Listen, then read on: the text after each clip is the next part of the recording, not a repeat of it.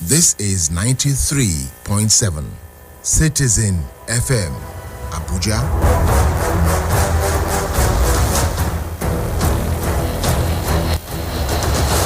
Time for news on the hour.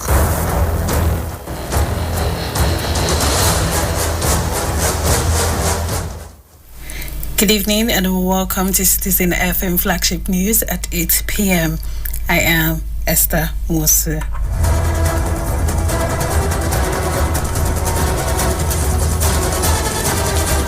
The Finance Minister and Coordinating Minister of the Economy, Wale Edu, believes the country is on a path to recover, saying Nigeria was headed to become economic disaster before President Bola Tinubu came to power in May.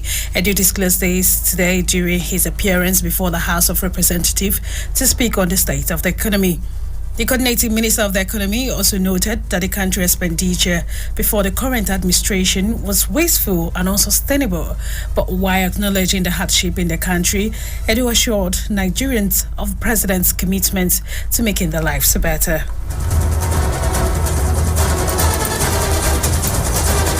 From the governor of Central Bank, he talked about the unsustainability, he talked about the importance of sustainability before the implementation of the 8-point agenda of the president began. We were in an unsustainable place in terms of the fiscal situation of Nigeria. We were on the road to economic disaster. We had expenditure which was wasteful and unsustainable by way of the subsidy, not just on fuel, but the subsidy on foreign exchange, which confused the incentive framework, and people were chasing cheap dollars in order to make instant profits. Of course, in turning back from that road, as we have heard, there will be dust. However, bold measures have been taken, and there have been positive results. If we look at the finances of the government today, there has been benefit to the federation accounts. There has been reduction in the consumption of petrol by about 20 million liters because there was smuggling, apart from even wasteful use of that all-important resource. And likewise, there have been other benefits which have accrued as a result of the changes that have been made. However, there has been cost. Inflation has increased. The cost of living has spiked. And right from the onset, Mr. President committed to making sure that the poorest and the most vulnerable were not left behind. And that's why, as we heard earlier from the Minister of Budget and Economic Planning, the palliatives, the interventions have been rolled out. The Minister of the Economy, that's Wale Edu. In general,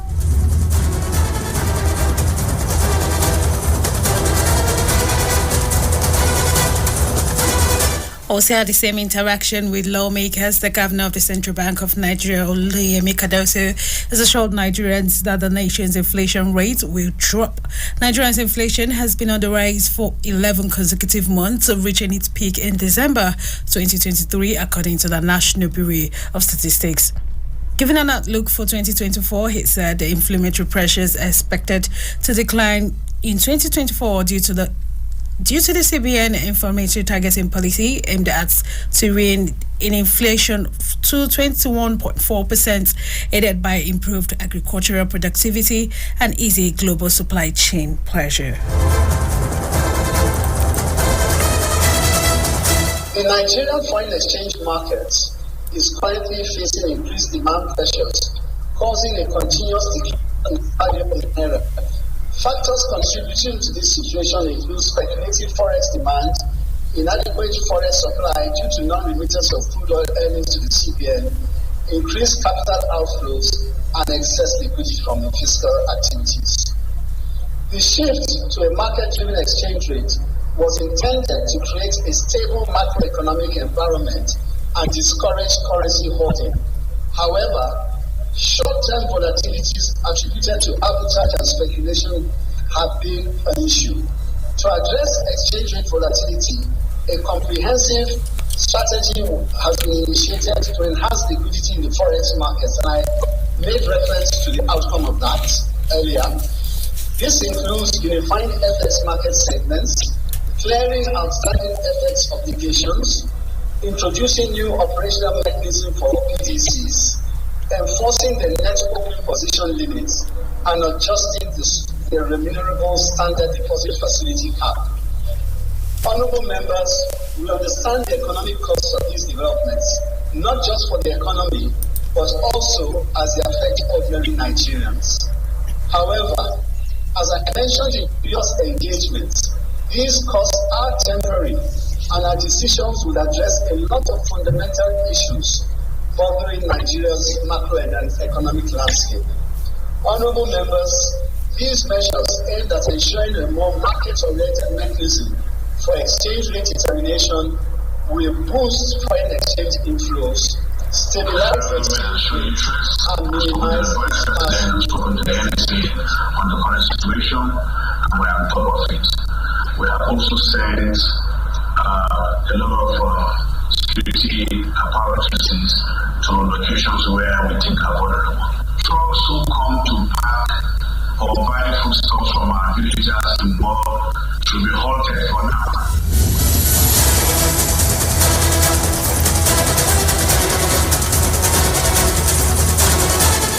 Away from that, the governor of Niger State, Mohammed Umar Bago, has disclosed that the protest that rocked Mina, the Niger State capital, was due to the activities of food speculators mopping up foodstuffs from various local markets across the state.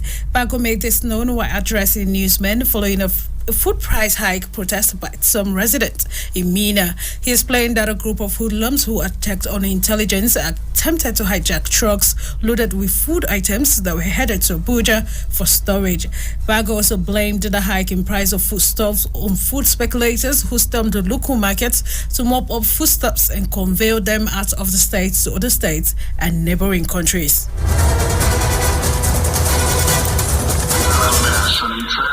I've spoken to the Vice President, I've spoken to the NSA on the current situation, and we are on top of it.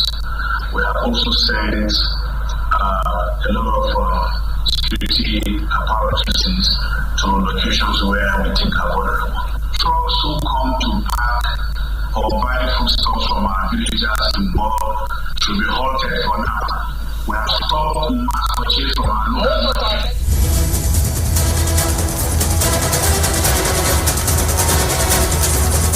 The Progressive Congress has accused opposition parties of resorting to instigating unsuspected young people to protest in the streets of some major cities to portray APC-led administration as underperforming. The APC, in a statement, said the protests in Mina and Kano yesterday were the manifestations of this devious and unpatriotic plot. He argued that it was not coincidental that the protests happened simultaneously in both cities as it bear a both stamp of an orchestrated and coordinated effort to instigate unrest and undermine the government. The APC says this mercenaries opposition tactics is a clear present threat to public peace and national security. The party employed Nigerians to shun the ghouly and unpatriotic attempt by opposition's elements to destabilize the country for their own benefits.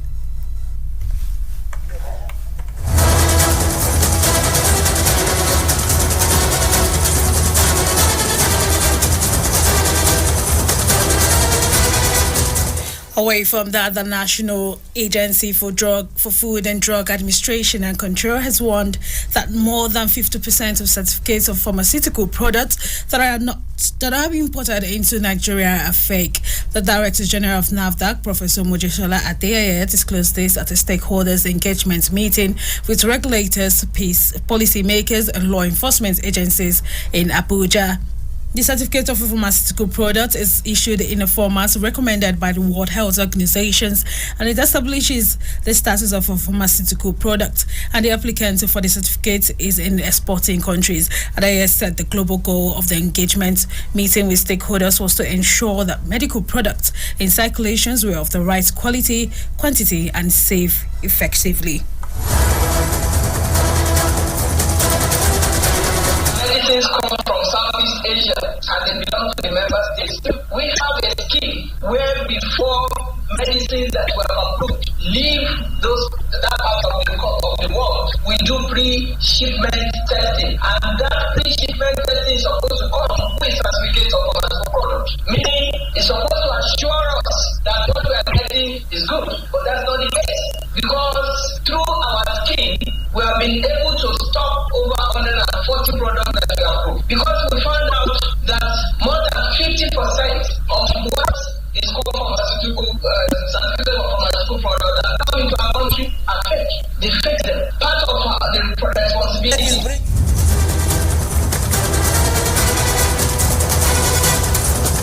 Still to come, the Universal Basic Education Commission says Nigeria is experiencing a severe learning crisis that requires immediate actions to address. The Executive Secretary of UBEC, Dr. Hamid Boboye, stated this while speaking at a two-day stakeholders dialogue on reading initiative in the UBEC program in Abuja. Boboye warned that if the learning crisis is not immediately addressed, it will hinder Nigerians from achieving the Sustainable Development Goals. The stakeholders together to see how can we implement these policies and this policy, and how can we make sure that what happened earlier in the 90s do not repeat themselves, to make sure again that our children at the local level can read, can write, and can function as literate citizens of Nigeria. You can discuss that with the Executive Secretary of NRDC, but we are talking of the language of wider communication in the area. It's a challenge to all of us as educationists, as policymakers, to see how do we make sure that if, for example, we have a group of villagers that speak a particular language, then we will be able to teach the children in that particular. The Executive Secretary, Nigeria Educational Research and Development Council, Professor Isia Janudu, called for the implementation of the national language policy in schools in Nigeria. Janudu said the policy, which prescribes the use of mother tongue or language of immediate environment as medium of instruction in basic schools, was approved in 2022 and allows the use of mother tongue to teach even up to primary 6. Language better than another. All languages are equal in terms of delivery, in terms of whatever they do.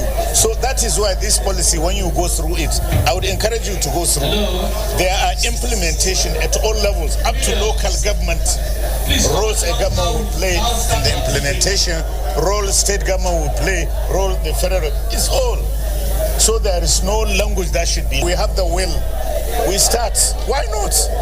You see, the issue is start. See, for example, now I can tell you we have over getting to about 60-something languages that we have developed. There are orthographies, and we continue. Just last week also, we printed for about 4 languages. That's the beginning. When you now have the orthography, the writing system for a particular language. While emphasizing that Nigeria exits from the learning crisis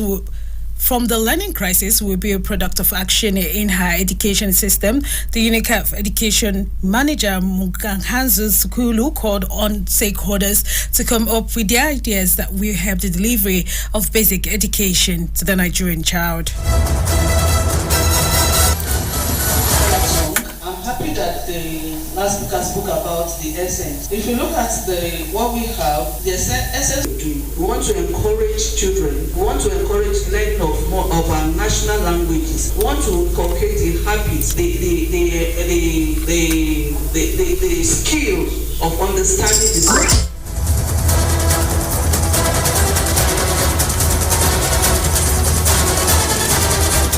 Away from that, the governorship candidate of the People's Democratic Party in Ogun State, Ladi Adebutu, has appeared before the Ogun State High Court sitting in Abeokuta of an allegation of vote buying during the March 18th governorship exercise. He was charged on a 7-count charge bordering on vote buying and other offences before the presiding judge, Justice Abiodun Akirimi. He said he has, however, pleaded not guilty to all charges preferred against him.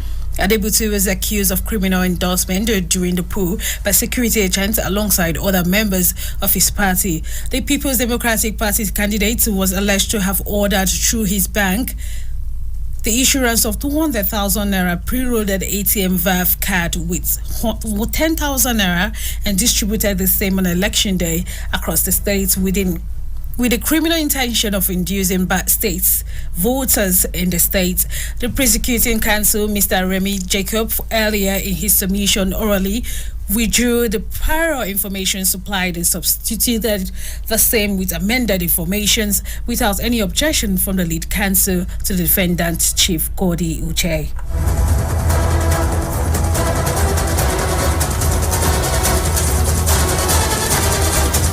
And now to the foreign scene. A court leader in Kenya has been charged with murder after more than 400 bodies were found buried in shallow graves in a remote forest in the east of the country.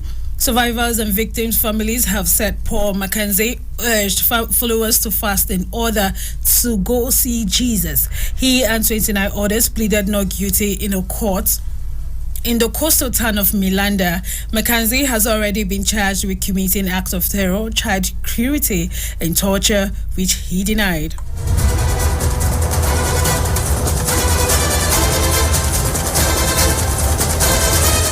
And now to the world of sports. The Super Eagles coach Jose Peseiro has ordered his players to switch off their mobile phones from 9 p.m. daily. This directive comes after some of the players were seen playing game called of duty on X. Peseiro made the call to avoid distractions and enable his players to remain focused ahead of their crucial African Cup of Nations semi-final clash against South Africa at the Stade de la Prex in Boca on Wednesday. The Eagles were the first side to book a semi-final berth at the ongoing AFCON after Ademola Lookman first half goal ensured the 1-0 win over Angola in the last 8 last Friday.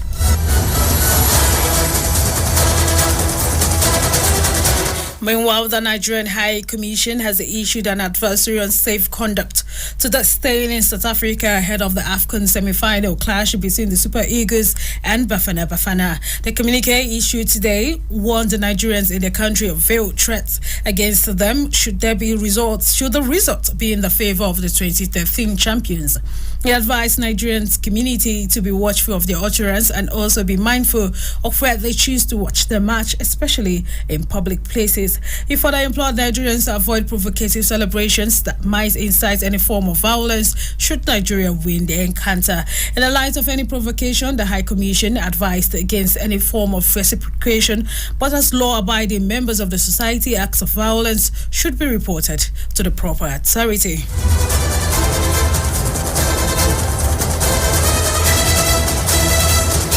Members of the Congo African Cup of Nations squad have used the opportunity of bringing the international spotlight to call for peace in troubled eastern region of their country. Dozens of armed groups, including the notorious M23 rebels, have long plagued the mineral-rich east of the Central African nations, battling for control of their land. Conflict between the groups, which include pro-governmental military, fled after precocious 6 months truce ended in October, with at least 60 civilians reportedly killed during an attack in North Kivu in that month alone.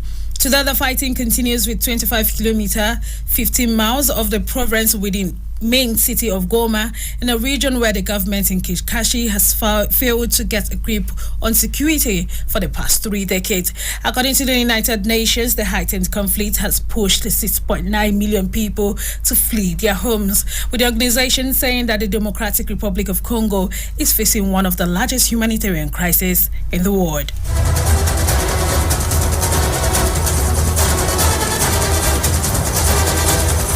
And that ends the Citizen 93.7 FM flagship news at 8 as edited by Lawrence Omoite. I am Esther Musu. Do have a lovely day.